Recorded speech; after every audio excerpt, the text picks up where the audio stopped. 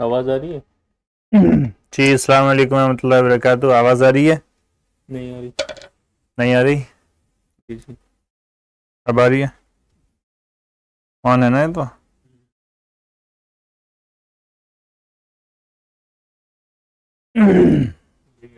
जी अस्सलाम वालेकुम रहमतुल्लाहि व बरकातहू।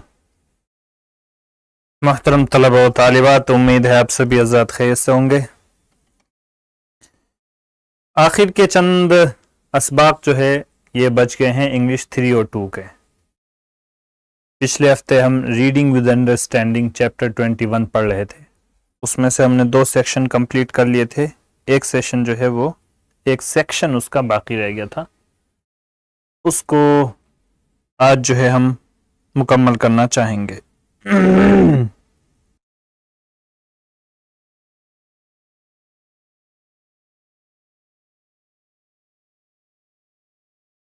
जो शाम की क्लास है उसके बारे में बोलना है।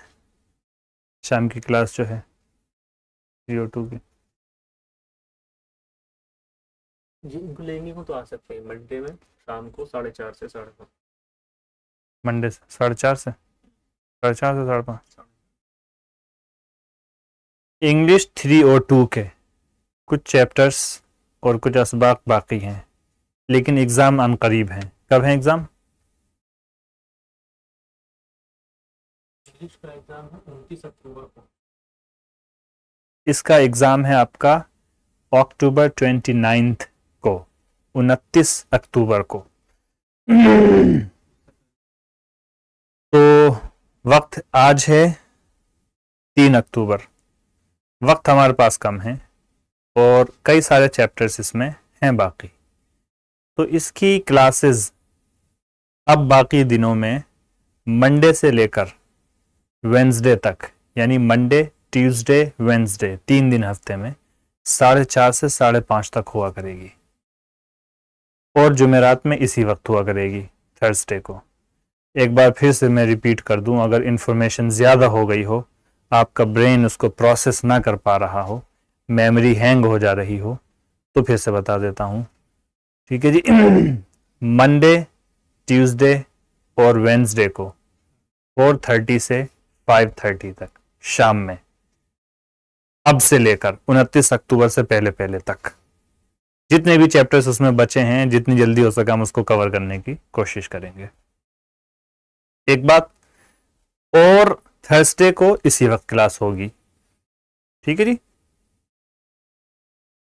अच्छा जी, जब वो जो सिलेबस का हिस्सा वो कवर हो जाएगा तो उसमें हम क्वेश्चन पेपर किस तरीके से इसका डिज़ाइन होता है, बल्कि आप लोग तो 10th का एग्ज़ाम दे चुके होंगे तो आपको आइडिया होगा, फिर भी एक बार थोड़ा सा वजाहत कर देंगे और एक आध दो सैंपल पेपर भी आपके साथ डिस्कस करेंगे कि किस तरीके से आप उसको हल करेंगे।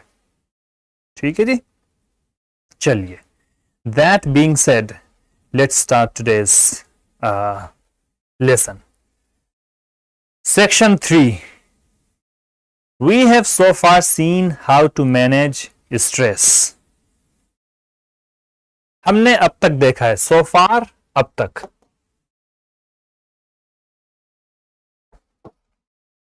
हमने अब तक देखा है कि स्ट्रेस को किस तरीके से मैनेज करना है। स्ट्रेस बोलते हैं ज़हनी तनाव को। ठीक है, इंसान को ज़हनी तनाव, ज़हनी खलजान, ज़हनी परेशानी रहती है, इंसान की क्या कहते हैं ज़िंदगी का हिस्सा है।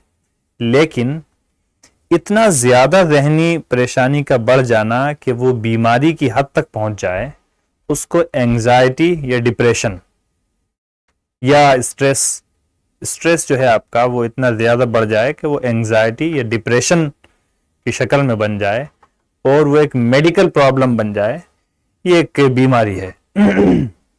बाकी स्ट्रेस इंसान को रहता है, होता है। अब तक हमने देखा है कि स्ट्रेस को किस तरीके से मैनेज करना है। Let us now find out. चलिए अब हम पता लगाते हैं what the author suggests about doing the right things at the right time. कि मुसन्निफ क्या सजेस्ट करते हैं about doing the right things, सही काम करने के बारे में एट द राइट टाइम, सही वक्त पर। दैट इज यानी मैनेजिंग टाइम यानी वक्त को इस तरह मैनेज करना so that we are not stressed, ताकि हम स्ट्रेस्ड ना हो, ज़हनी तौर पर परेशानी में मुब्तला ना हो।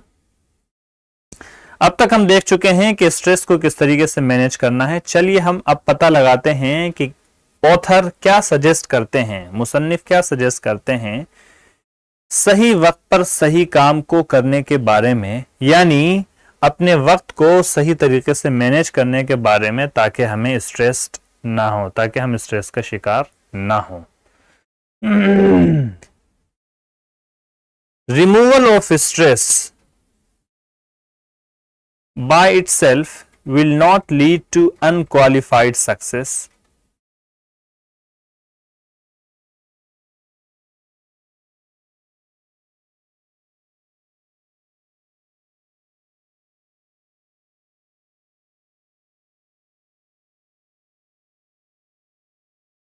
Removal of stress by itself will not lead to unqualified success.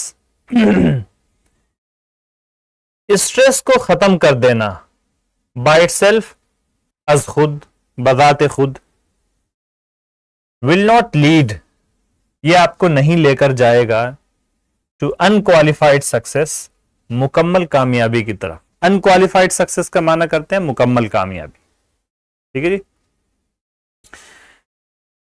हाँ, बजाते खुद क्या कहते हैं, स्ट्रेस खत्म कर देना बजाते खुद आपको मुकम्मल कामयाबी की तरफ रहनुमाई नहीं करेगा, अनलेस, उस वक्त तक जब तक के there is efficient utilisation of time at one's disposal, जब तक के किसी शख्स के इस्तेमाल में या किसी शख्स के क्या कहते हैं तरीक़ेकार में एफिशिएंट यूटिलाइजेशन ना हो टाइम का। अनलेस का मतलब होता है इफ नॉट, यूं समझ लीजिए अनलेस को, जैसे हम बोल रहे हैं इफ नॉट।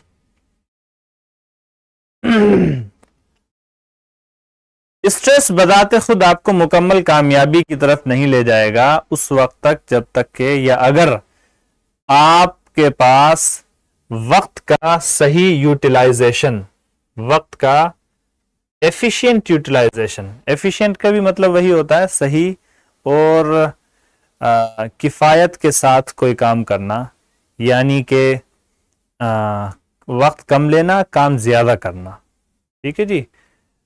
तवज्जो से काम करना इस तौर पर कि एफिशिएंसी बरकरार रहे और किफ़ायत के साथ आप किसी काम को करें।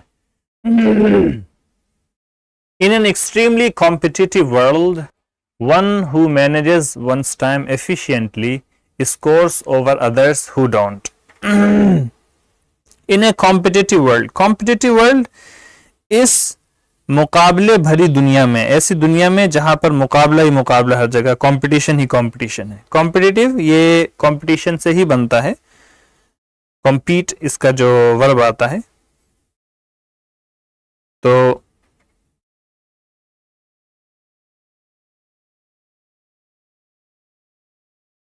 In an extremely competitive world, इस बहुत ज्यादा कंपटीशन भरी दुनिया में, one who manages one's time, वो शख्स जो अपने वक्त को सही तरीके से मैनेज करता है, उसने लियाकत के साथ मैनेज करता है, सही तरीके से मैनेज करता है, स्कोर्स ओवर अदर्स, वो दूसरे लोगों पर बरतरी बना लेता है, हु डोंट, जो सही तरीके से वक्त का इस्तेमाल नहीं करते। इस कॉम्पिटिटिव दुनिया में, मुकाबले वाली दुनिया में, वो शख्स जो अपने वक्त को सही तरीके से किफ़ायत के साथ इस्तेमाल करता है, मैनेज करता है, वो उन लोगों पर जो वक्त को सही से इस्तेमाल नहीं करते बरतरी ले जाता है। We should understand that time is precious and valuable and we should be discreet in its use. We should understand, हमें समझना चाहिए कि वक्त जो है वो कीमती है और वैल्यूएबल है, ठीक है जी। दोनों लफ्ज जो है ये एक तरीके से मुतरादिफ ही हैं, यानी कि माना के लिहाज से दोनों जो हैं वो एक ही हैं, प्रेशस और वैल्यूएबल, दोनों माना के लिहाज से एक ही हैं।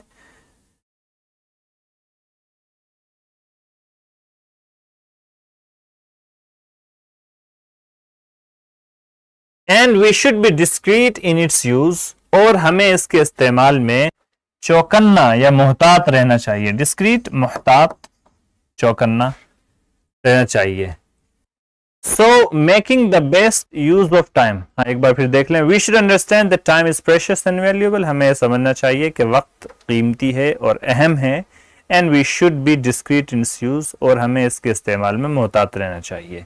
सो making the best use of time available to us is known as time management.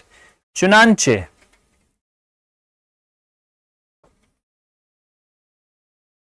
वक्त का, making the best use of time, वक्त का बेहतरीन इस्तेमाल करना, उस वक्त का अवेलेबल टू अस, जो हमारे पास अवेलेबल है, जो हमको मुयस्सर है, वो वक्त जो हमें मुयस्सर है उसका बेहतरीन तरीके से इस्तेमाल करना ही जाना जाता है टाइम मैनेजमेंट के तौर पर। वक्त के सही इस्तेमाल करने को, उस वक्त को जो हमारे पास मुयस्सर है उसके सही इस्तेमाल करने को टाइम मैनेजमेंट के नाम से जाना जाता है। टाइम मैनेजमेंट कोई और चीज नहीं है, बल्कि टाइम मैनेजमेंट यही है कि आपके पास जो वक्त है सुबह से लेकर शाम तक का, उस वक्त को आप सही तरीके से किस तरीके से इस्तेमाल करेंगे। And how does one do it, और एक शख्स ये टाइम मैनेजमेंट किस तरीके से कर सकता है। Get into the habit of making a time plan, आप एक टाइम प्लान बनाने की आदत डालें। Get into the habit, get into the habit, किसी चीज की आदत बनाएं। Get into the habit of making a time plan, आप एक टाइम प्लान यानी वक्त का एक मंसूबा बनाने की जो है आदत डालें। A time plan is an advance plan of all the activities to be performed in the allotted time. एक टाइम प्लान वो एक एडवांस प्लान होता है आपकी उन तमाम एक्टिविटीज का, सरगर्मियों का, जो कि उस मखसूस वक्त के अंदर आपको करनी है, जो उस मखसूस वक्त के अंदर परफॉर्म की जानी है। अलॉटेड टाइम, अलॉटेड टाइम मुख्तस वक्त, किसी चीज के लिए खास किया गया वक्त, ठीक है। किसी खास चीज के लिए कोई पैसे आपने अलग से निकाल कर रख दिए हैं तो वो अलॉटेड अमाउंट ऑफ मनी हो गया, या अलॉटेड मनी हो गया, ठीक है जी। किसी के नाम पर कोई चीज अलॉट कर देते हैं यानी मुख्तस कर देते हैं, तो अलॉटेड मुख्तस वक्त में, उस मखसूस वक्त में। एक टाइम प्लान आपकी उन तमाम एक्टिविटीज का एक एडवांस प्लान होता है जो आपने उस मखसूस वक्त के अंदर करने होते हैं। This is how you can prepare a time plan. आप इस तरीके से एक टाइम प्लान जो है वो बना सकते हैं, ठीक है जी। टाइम प्लान बनाने से क्या होगा, टाइम प्लान बनाने से यह होगा कि आप उसको फॉलो करने में फिर आसानी रहती है कि आपको इतने बजे ये काम करना है, इतने बजे ये काम करना है, इतने बजे ये काम करना है। आजकल की दुनिया में ये चीज़ें थोड़ी मुश्किल हो गई है, लेकिन फिर भी की जा सकती हैं अगर कोई चाहे तो। बस आजकल तो जब भी वक्त मिले मोबाइल लेकर इंसान बैठ जाता है, विच इज़ क्वाइट कन्वीनियंट, और बहुत अच्छा लगता है टाइम पास करने में। टाइम मैनेजमेंट तो सब क्या कहते हैं, छुट्टी पर चले जाते हैं जब मोबाइल हाथ में आ जाता है। तो ठीक है जी। लिस्ट ऑल एक्टिविटीज, क्या क्या करना है आपको। List all activities to be performed in at a certain time, for example in the morning, preparing breakfast, going to work, etcetera. ऐसे बोल रहे हैं कि आप एक लिस्ट बनाइए और उस लिस्ट में आप लिख लीजिए कि क्या क्या करना है। All activities to be performed at a certain time, एक मखसूस वक्त में, सर्टेन टाइम मखसूस वक्त में, एक मखसूस वक्त में आपको क्या क्या एक्टिविटीज करनी है उसकी एक लिस्ट बनाइए, लिस्ट तैयार कीजिए। फॉर एग्जाम्पल, ईजी का मतलब होता है फॉर एग्जाम्पल, एग्जाम्पल ग्राटिया यानी for example. In the morning, सुबह में आप लिखिए प्रिपेयरिंग ब्रेकफास्ट, नाश्ता बनाना, गोइंग टू वर्क, काम पर जाना, एटसेट्रा, वगैरह वगैरह। जो भी आपको काम करना है सुबह में उसकी एक लिस्ट बना लीजिए। मॉर्निंग की लिस्ट बना लीजिए, आफ्टरनून की लिस्ट बना लीजिए, इवनिंग की बना लीजिए, इस तरीके से बना सकते हैं। Underline all activities which need to be done at definite time. उन तमाम कामों को जिसको पूरा किया जाना है एट अ डेफिनिट टाइम, एक मुतय्यन वक्त में। मिसाल के तौर पर रीचिंग ऑफिस ऑन टाइम, वक्त पर ऑफिस पहुंचना, और dropping a child at the bus stop, बच्चे को बस स्टॉप पर जाकर ड्रॉप करके आना। ये एक मखसूस वक्त में करना है। ऐसे काम जो आपको मखसूस वक्त में करना है उसको क्या कर लीजिए, आप अंडरलाइन कर लीजिए। अंडरलाइन को उर्दू में बोलते हैं खत कशीद करना, खत कशीदा, अंडरलाइंड खत कशीदा ऐसे बोलते हैं। खत कशीदा अल्फाज की तशरीह कीजिए, ऐसा आपने देखा सुना या पढ़ा होगा अगर आप मौलवी हैं तो। Make an estimate of the time required for various activities, for example, cooking 40 minutes, studying 1 hour, etc.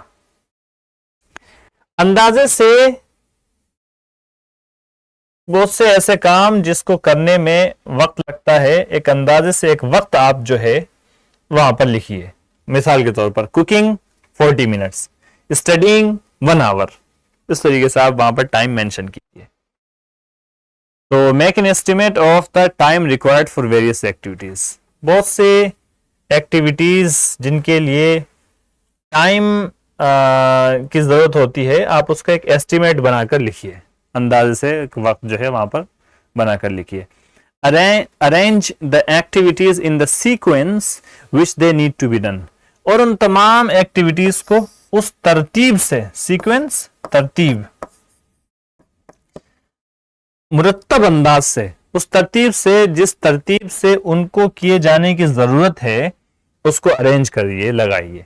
Keep in mind the schedule of other family members and make necessary adjustments as and when required. Keep in mind, जहन में रखिए, the schedule, ये the schedule भी पढ़ते हैं इसको, schedule भी पढ़ते हैं इस लफ्ज को, ठीक है जी। खास तौर पे जो ब्रिटिशर्स होते हैं वो उसको शेड्यूल पढ़ते हैं, अमेरिकन इसको स्केड्यूल पढ़ते हैं। Keep in mind the schedule of other family members, दूसरे फैमिली मेंबरान का जो शेड्यूल है, निजामुल औकात है, उसको भी जहन में रखें। यानी ऐसा ना हो कि आपके टाइम मैनेजमेंट के चक्कर में दूसरे लोगों को क्या हो, तकलीफ हो, ऐसा भी ना हो। एंड मेक नेसेसरी एडजस्टमेंट्स, और जो जरूरी रद्दो बदल करना है वो आप कीजिए। एज एंड व्हेन रिक्वायर्ड, जैसे जैसे और जब जब उसकी जरूरत हो। Once you have listed out your priorities, write them down, जब आपने आपकी तमाम तरजीहात को लिस्ट कर लिया, राइट देम डाउन, तो उनको आप लिख लीजिए। This is your time plan, ये आपका टाइम प्लान है। However, ताहम, you should remember the following points, आपको ये तमाम पॉइंट, फॉलोइंग पॉइंट्स, मुंदरजा झैल पॉइंट आपको याद रखने चाहिए while making your time plan, अपना टाइम प्लान बनाते वक्त। क्या क्या पॉइंट याद रखने चाहिए? 1. There should be enough time for rest and entertainment, आराम के लिए और तफरीह के लिए उसमें क्या कहते हैं, काफी वक्त हो, ठीक है। आराम और तफरीह के लिए भी उसमें वक्त हो।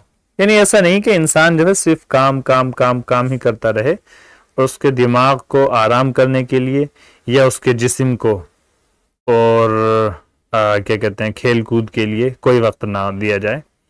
इंसानी ज़रूरियात में ख़ास तौर पर एट अ यंग एज ये भी ज़रूरी है कि दिमाग को प्रॉपर रेस्ट मिले और साथ साथ जो है जिस्म को किसी ऐसी एक्टिविटीज में मशगूल किया जाए। पहले हमने पढ़ा भी था इसमें कि जब भी आप कोई भी ऐसा काम करें जो मेंटली स्ट्रेनिंग हो, ठीक है, जिसमें दिमाग लगता हो, दिमाग खपता हो, तो ऐसे काम को करने के बाद जरूरी है कि आप कोई ऐसा काम करें जिसमें फिजिकली स्ट्रेनियस हो, थोड़ा जिसमें आपका जिस्म भाग दौड़ लगे, आपको हाथ पांव चलाना पड़े। उससे ये होता है कि फिर आपका दिमाग जो होता है वो रिफ्रेश हो जाता है, वो थोड़ा सा सेंटर में आ जाता है। वरना क्या कहते हैं, अगर आप मुसलसल दिमाग वाला काम या ऐसा काम करते रहेंगे जिसमें आपका आपका जहन और दिमाग लगता है, तो आपके दिमाग में से धुआं निकलने लगेगा कुछ देर बाद, ठीक है, वो काम करना बंद कर देगा। जी। The plan should be practical, feasible and realistic. जो भी टाइम प्लान आप बनाएं वो प्रैक्टिकल हो, यानी अमली तौर पर हो। ऐसा ना हो कि आपने प्लान ही ऐसा बना लिया कि क्या कहते हैं, आज मुझे जो है पहाड़ की चोटी पर जाना है और फिर वहां से छलांग लगानी है, और जब मैं छलांग लगाऊं तो पहला आसमान जो है वो नीचे रह जाए और दूसरा आसमान जो है वो ऊपर चला जाए, और फिर मैं वापस जमीन पर लैंड करूं। और इस तरीके से आप कोई प्लान उसमें टाइम मैनेजमेंट में या टाइम प्लान कोई ऐसा ना बनाए जिससे क्या कहते हैं प्रैक्टिकल ना हो। यह कहें कि आप टाइम प्लान में लिख लें कि कल जो है मैं एक किताब पूरी जो है छाप डालूंगा, तो ऐसा टाइम प्लान जिसमें क्या कहते हैं प्रैक्टिकल ना हो वो मुश्किल हो जाएगा। तो अच्छा जी, तो प्लान जो है वो प्रैक्टिकल हो, फीजिबल हो। फीजिबल भी प्रैक्टिकल को ही बोलते हैं, या जिसको हासिल करना आसान हो। सहलुल हुसूल एंड रियलिस्टिक, और हकीकत पसंदाना हो, हकीकत पर मबनी हो। रियल हो, वो कोई इमेजिनरी और कोई ख्याली और कोई फिक्शनल, कोई फिक्टिशियस ना हो प्लान आपका। All great man who have achieved All great men who achieved greatness and glory were people who were aware of the value of time. तमाम अजीम लोग who achieved greatness, जिन्होंने अजमत और शान शौकत हासिल की, were people, वो लोग थे, who were aware of the value of time, जो वक्त की अहमियत के शनासा थे, वक्त की अहमियत से वाकिफ थे। तमाम अजीम लोग जिन्होंने क्या कहते हैं अजमत और शान शौकत पाई, वो लोग थे जो वक्त की अहमियत से बाखबर थे। Time was precious to them, वक्त उनके लिए कीमती था। When others were idling away and wasting their time, great man put it to good use to meet the challenges of life and achieve success. जब दूसरे लोग वक्त गुजारी कर रहे थे, टू आइडल अवे वक्त गुजारना, ठीक है, एंड वेस्टिंग देयर टाइम, और वक्त का जिया कर रहे थे। जब दूसरे लोग वक्त गुजारी कर रहे थे और वक्त का जिया कर रहे थे, great man put it to good use, तो अजीम लोग उस वक्त को सही मसरफ में इस्तेमाल कर रहे थे। To meet the challenges of life, जिंदगी के चैलेंजेस को, जिंदगी के चैलेंजेस को पूरा करने के लिए और कामयाबी को हासिल करने के लिए, ठीक है जी। When other, एक बार फिर से देख लीजिएगा, जब दूसरे लोग वक्त गुजारी कर रहे थे और अपने वक्त को जाया कर रहे थे, उस वक्त अजीम लोग put it to good use, it का मतलब time, put the time to good use, वक्त को सही इस्तेमाल में कर रहे, वक्त का सही इस्तेमाल कर रहे थे। किस लिए? To meet the challenges of life, जिंदगी के मसाइल को पूरा करने के लिए या जिंदगी के चैलेंजेस का मुकाबला या सामना करने के लिए, एंड अचीव सक्सेस, और कामयाबी हासिल करने के लिए। It follows therefore that one should have a programme and schedule for it so that the objectives are achieved. इसीलिए कहा जाता है, या इसीलिए माना जाता है, इसीलिए ये बात उसके बाद बोली जाती है, that one should have a programme, कि एक शख्स के पास एक प्रोग्राम होना चाहिए, एंड स्केड्यूल फॉर इट, और उसके लिए उसको एक स्केड्यूल या शेड्यूल बनाना चाहिए, सो दैट, ताकि द ऑब्जेक्टिव्स आर अचीव, ताकि तमाम मकासद जो हैं वो हासिल किए जा सकें, अचीव किए जा सकें। Such programs should be in conformity with one's skills and mental and physical capacities. Such programs, इस तरह के प्रोग्राम एक इंसान की सलाहियतों और दिमागी और जिस्मानी जो वुसात है उससे मुताबकत और मेल खाते हों, कन्फॉर्मिटी, मुताबकत। ठीक है जी। तो सच प्रोग्राम्स, इस तरीके के प्रोग्राम एक शख्स की सलाहियत और दिमागी और जिस्मानी ताकत, सलाहियत, कैपेसिटी, सलाहियत और ताकत और वुसअत को आप बोल सकते हैं। तो इस तरीके के प्रोग्राम एक इंसान की सलाहियत और दिमागी और जिस्मानी काबिलियत से मुताबकत रखते हों। यानी आप जो टाइम प्लान बनाएं या प्रोग्राम बनाएं उसमें इस बात का ख्याल रखें कि आप उसी तरीके के काम को रखें या शामिल करें जो आपके जिस्मानी या आपके ज़हनी कैपेसिटी के अंदर हो। ऐसा काम आप प्रोग्राम में शामिल ना करें जिसके करने की जिसके करने की सलाहियत आपके अंदर नहीं है। ठीक है जी। और क्या कहते हैं, जिसके करने से आप अपने आप को बेजा तौर पर नुकसान पहुंचा लें या आप अपना वक्त का ज़िया करें, ऐसे प्रोग्राम उसमें शामिल ना करें। It is only then that one will be free from stress और टेंशन। ऐसा उसी वक्त होता है या ऐसा उसी वक्त होगा या तभी ऐसा मुमकिन होगा कि एक शख्स स्ट्रेस और टेंशन से बचा रहेगा। तभी ऐसा हो पाएगा कि एक इंसान स्ट्रेस और टेंशन से बचा रहेगा। ये आपका चैप्टर 21 था और इसके अंदर जो खास बात थी वो यही थी। बच्चे भी आमतौर पर क्या कहते हैं आजकल की दुनिया में इस तरीके के काम में अपने आप को मसरूफ़ रखते हैं कि जिससे जो है वो टाइम मैनेज नहीं कर पाते हैं सही से। फिर कोई जब इम्पोर्टेंट काम करने का वक्त आता है तो घबरा जाते हैं, परेशान हो जाते हैं। ठीक है, और ज़हनी तौर पर परेशान महसूस करते हैं। और आजकल स्टूडेंट्स में क्या कहते हैं, हम लोग तो या आप लोग तो शायद ज़्यादा पढ़ने वाले महसूस नहीं होते, बहुत से लोग इतना ज़्यादा स्ट्रेस और ये ले लेते हैं कि उनकी नौबत खुदकुशी तक पहुंच जाती है। बल्कि हर साल बहुत से वो बच्चे जो फेल हो जाते हैं या बहुत से वो बच्चे जो मतलूबा नंबरात हासिल नहीं कर पाते हैं या नंबरात भी अच्छे आ गए लेकिन एडमिशन नहीं मिल पाया किसी जगह, तो ऐसे बच्चे बहुत से खुदकुशी कर लेते हैं हर साल, या आप रिपोर्ट्स में पढ़ते होंगे। तो ये एक हकीकी परेशानी है, एक चैलेंज है ये क्या कहते हैं लोगों के सामने। ये कोई छोटा मसला या कोई ऐसी चीज़ नहीं है जो क्या कहते जिसको आप नज़रअंदाज करें।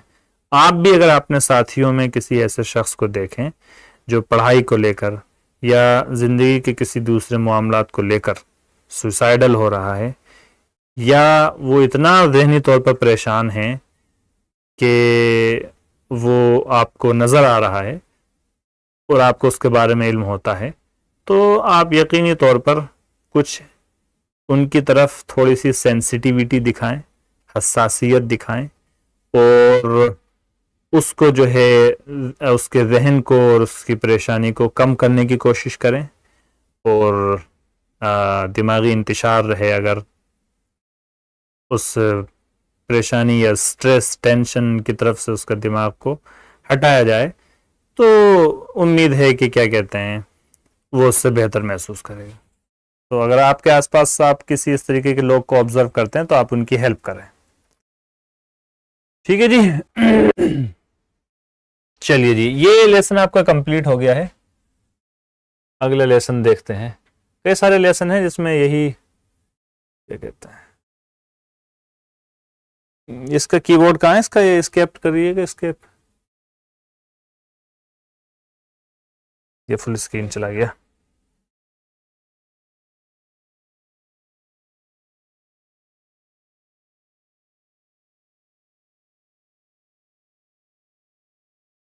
ट्वेंटी टू, हाँ देखिएगा कौन सा है उसमें।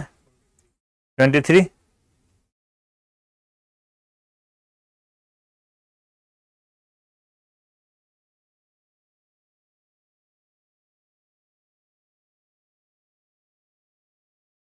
चलिए थोड़ा सा वक्त है हमारे पास, थोड़ा सा इसको देख लेते हैं चैप्टर 23 को। ये भी वही है, अगले कुछ जो चैप्टर आ रहे हैं उसमें सबका उन्वान और सबका टाइटल यही है, रीडिंग विद अंडरस्टैंडिंग, समझ के पढ़ना।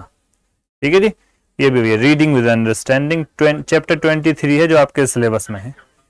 At the end of this lesson, you will be able to understand short themes-based passages and answer the question and answer questions on them. ठीक है, चलिए। Section 1. Read the following case history of a man called Rajamani. Rajamani या Rajamani नाम होगा इसका। Rajamani is a young boy of 12 years. He comes from a village in Tamil Nadu. His father is dead. Rajamani discontinued his education after class 6 to help his mother in running a tea shop. He has 2 elder brothers and 2 elder sisters. Rajamani एक नौजवान लड़का है,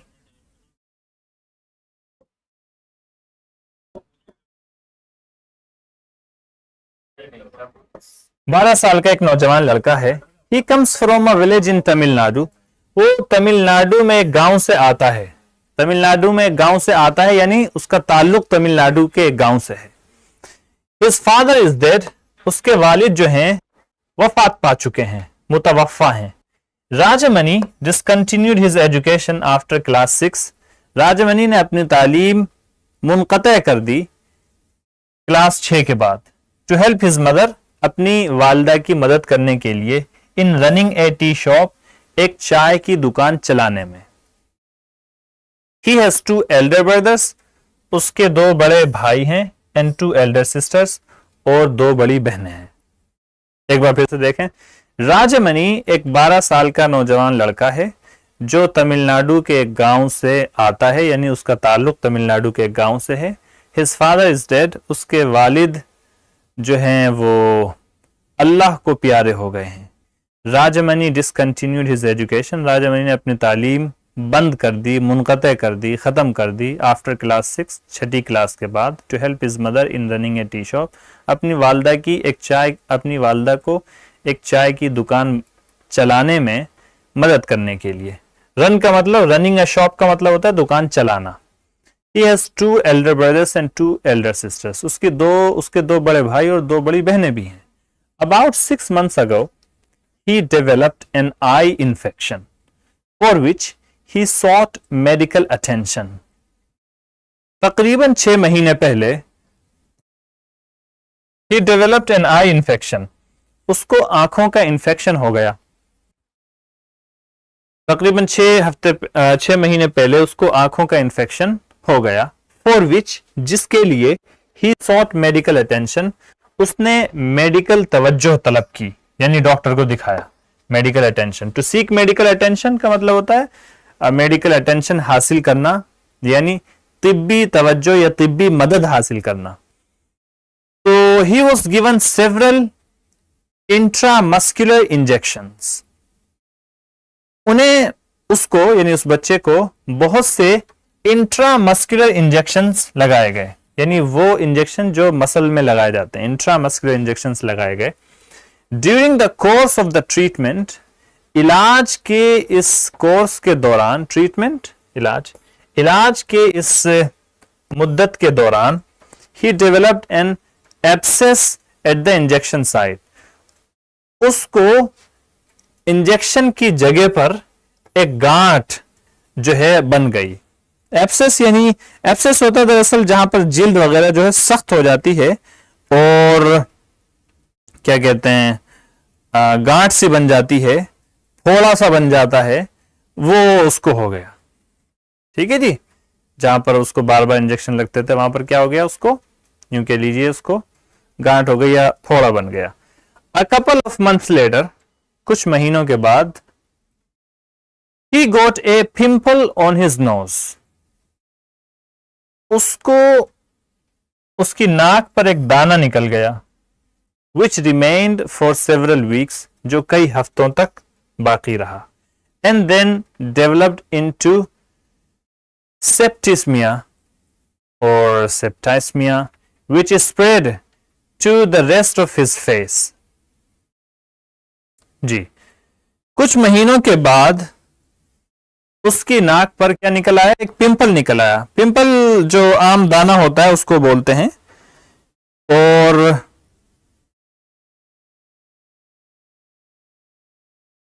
जैसे आमतौर पर दाने वगैरह निकल जाते हैं ना, दाने बहुत से ऐसे होते हैं जिसके अंदर पीप वगैरह या मवाद वगैरह होती है, और बहुत से ऐसे भी होते हैं जिसके अंदर मवाद नहीं होती है। तो आमतौर पर ऐसे दाने जिसके अंदर मवाद वगैरह नहीं होती है उसको पिंपल बोलते हैं।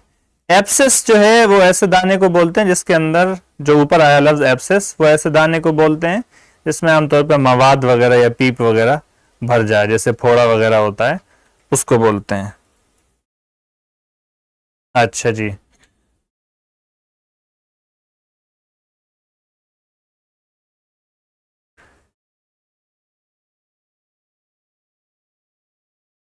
which remained for several weeks, जो कई हफ्तों तक रहा, and then developed into a septicemia, फिर वो एक सेप्टेस्मिया बन गया।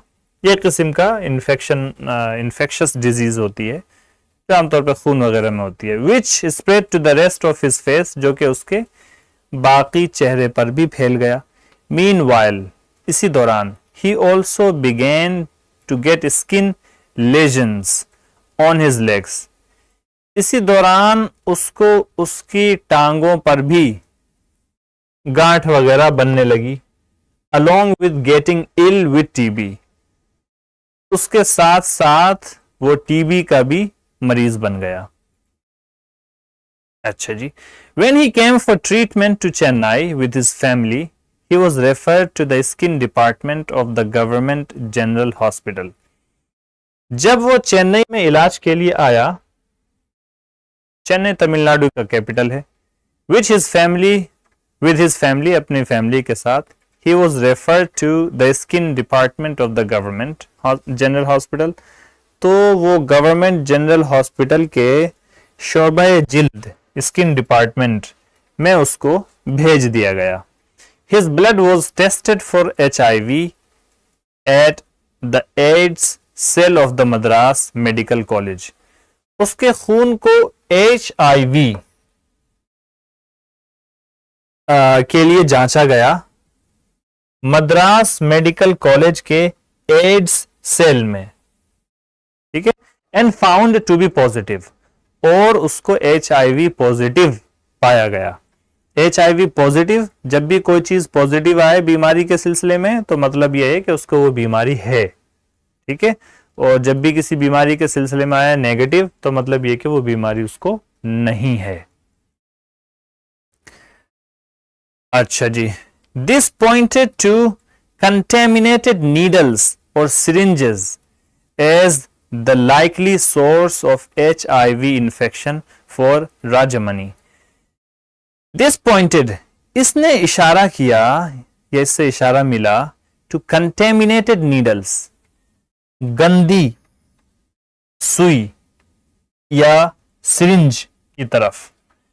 यानी इस वाक़ये ने इशारा किया, यानी जब उसको पता लगा कि HIV है तो इससे पता चला कि वो जो उसको सुई लगाई जाती थी, जो नीडल या सिरिंज लगाई जाती थी, वो स्टेरल नहीं होती थी, वो स्टेरल नहीं होती थी, वो क्या होती थी? कंटेमिनेटेड होती थी, गंदी होती थी। यानी उसके अंदर जो है मतलब एक ही सुई कई आदमी को लगा दी, इस तरीके की।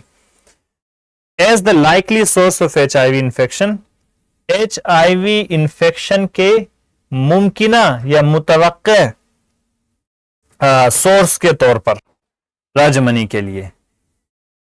दोबारा से देखिएगा, when he came for the treatment to Chennai with his family, जब वो इलाज के लिए चेन्नई आया अपनी फैमिली के साथ, he was referred to the skin department of the government general hospital. तो उसको गवर्नमेंट जनरल हॉस्पिटल में, गवर्नमेंट जनरल हॉस्पिटल के स्किन डिपार्टमेंट में भेजा गया। रेफर्ड टू रेफर के माने यहां पर मतलब भेजा गया। जैसे किसी पेशेंट को कहीं पर रेफर कर देते हैं ना, भेजते हैं कहीं पर, तो उसका मतलब होता है इलाज के लिए कहीं पर भेजना।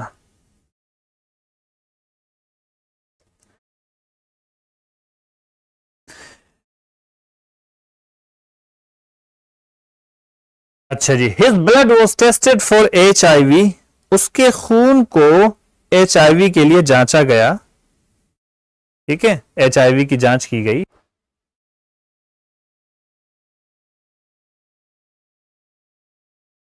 HIV वैसे आप जानते होंगे या शायद नहीं जानते हो आप, ये दरअसल ह्यूमन इम्यूनो डेफिशिएंसी वायरस, ठीक है, ह्यूमन इम्यूनो डेफिशिएंसी वायरस इसकी फुल फॉर्म होती है।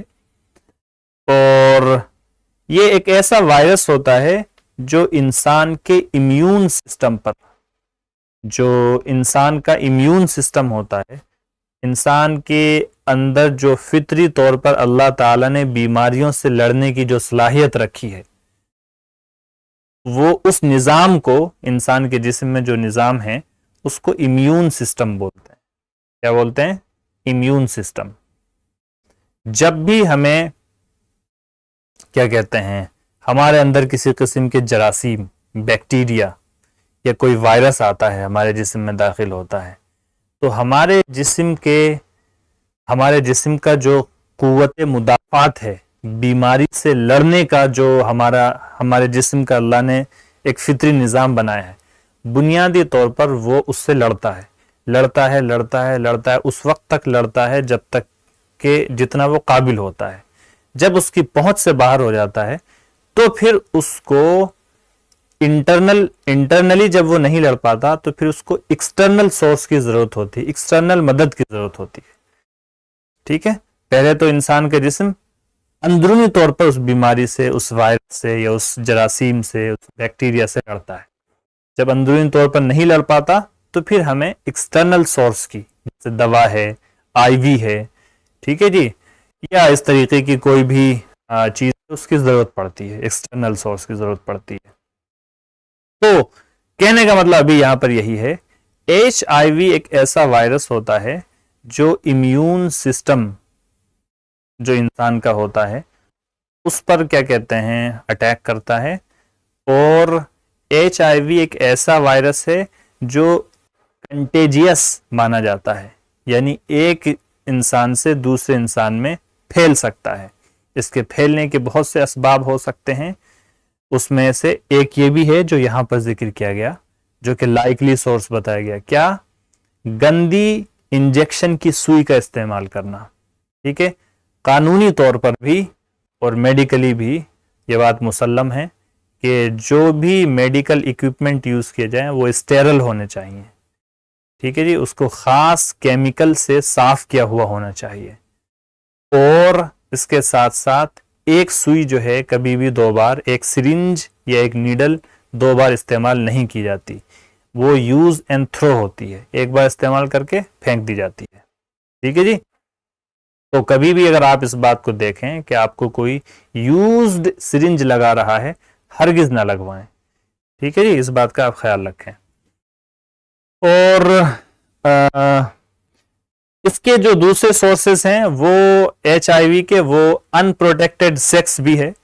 एक इंसान जिसको पहले से HIV है और वो अगर अनप्रोटेक्टेड सेक्स करता है किसी दूसरे इंसान से, तो HIV और इसी तरीके से एड्स के फैलने के और मुंतकिल होने के जो है का सबब बनता है वो।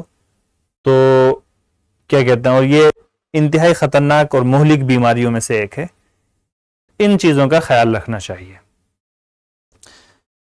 अच्छा जी, व्हेन कहां तक पहुंच गए थे? His blood was tested for HIV at the AIDS cell of the Madras medical college.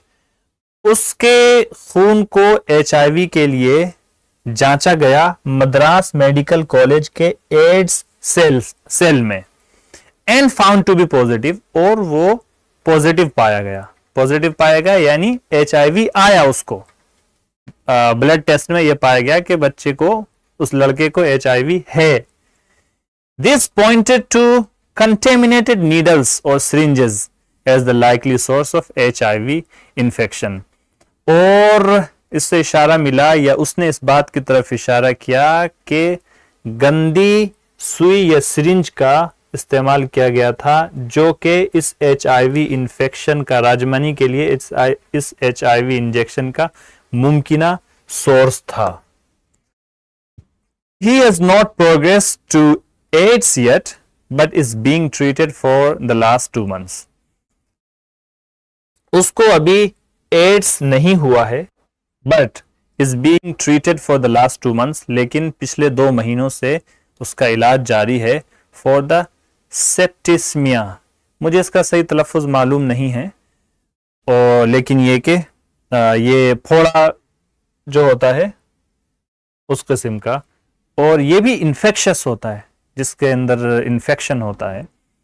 हाँ ठीक है जी, जब आपके जिस्म में इन्फेक्शन होता है तो वो फैलता रहता है यहाँ तक कि उसको एंटीबायोटिक दवा के ज़रिए से ट्रीट ना किया जाए।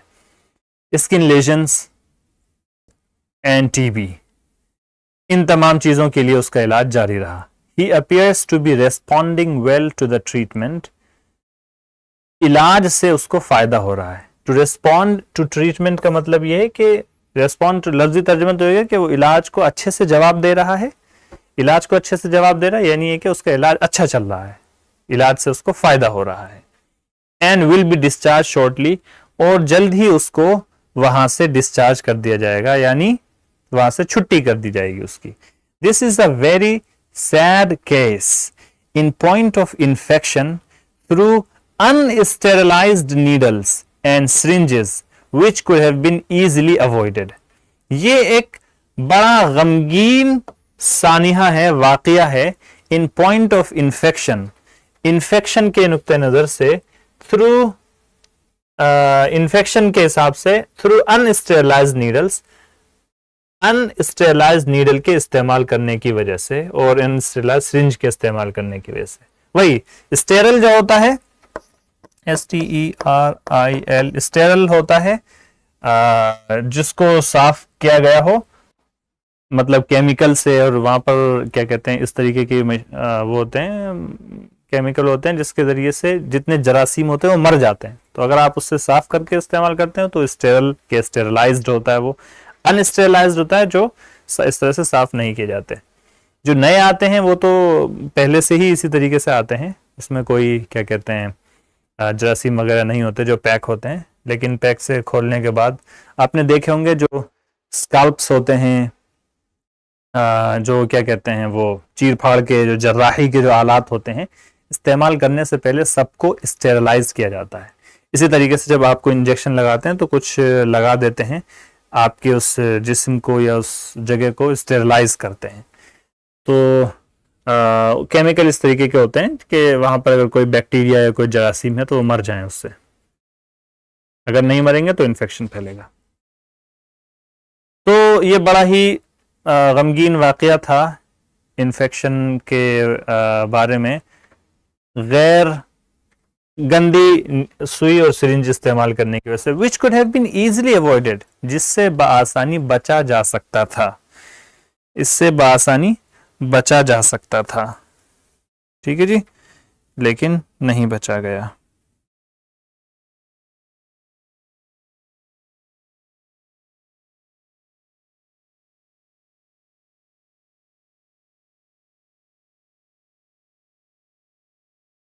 सेप्टिसीमिया, इसका तलफ़ुज़ है सेप्टिसीमिया। सेप्टिसीमिया स्किन लीजन्स, ये स्किन लीजन। मुझे भी हाल फिलहाल में कई कॉल आई जिसमें क्या कहते हैं लीजन के बारे में डॉक्टर जो है वो एक्सप्लेन कर रहे थे। तो खैर आज के सबक में इतना ही, और इंशाअल्लाह फिर On the basis of reading Rajamani's case history, complete the following. Rajamani, पहले उसको क्या हुआ, आई इन्फेक्शन हुआ, फिर उसको क्या दिया गया, क्या दिया गया, उसको दवाई दी गई और उसको इंजेक्शन दिया गया। उस इलाज के नतीजे में उसको एब्सेस, फोड़ा हो गया। ठीक है जी, फिर उसको एक पिंपल हुआ था नोज पर, और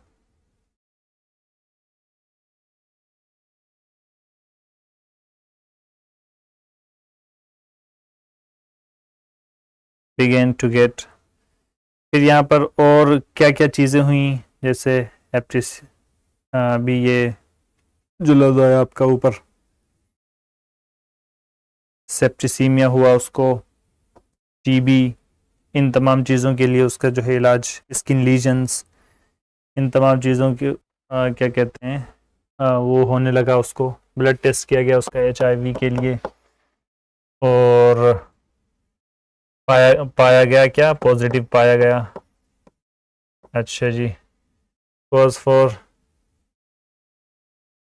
likely source of HIV infection या HIV, कॉज क्या था उसमें, needle and syringes, contaminated needles and syringes. चलिए जी, सेक्शन 2 से इंशाल्लाह आगे कंटिन्यू करेंगे। आपकी नेक्स्ट क्लास होगी मंडे को। चलिए जी, कोई सवाल किसी का हो तो पूछ सकते हैं, नहीं तो आज का सबक ख़त्म होता है यहीं पर।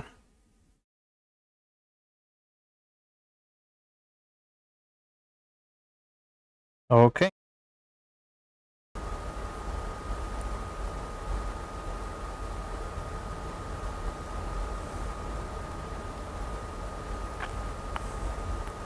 ठीक है। अस्सलाम वालेकुम रहमतुल्लाहि व बरकातुहू।